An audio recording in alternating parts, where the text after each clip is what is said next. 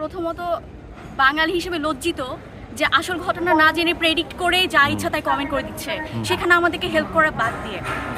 একটা মেয়ে হলেই কি সে সবসময় প্রেম ঘটিত ঘটনার জন্যই দোষারোপ করা হবে? যদি একটা ছেলে হারিয়ে যেত তাহলে কি বলা হতো?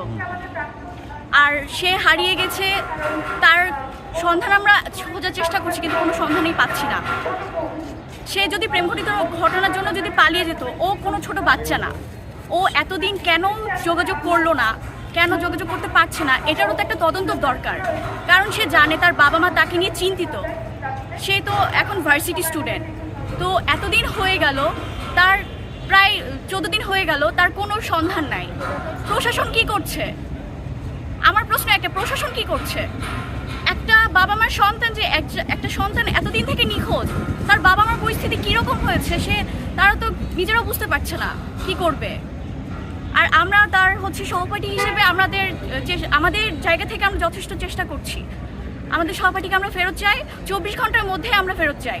আমরা আর কিছু জানি না, আমরা অনেক দিন অপেক্ষা করেছি, আমরা যথেষ্ট চেষ্টা করে যাচ্ছি। আর প্রশাসনের দৃষ্টান্তমূলক সহযোগিতা আমরা চাচ্ছি। প্রশাসন যদি এই 24 ঘন্টার ভিতরে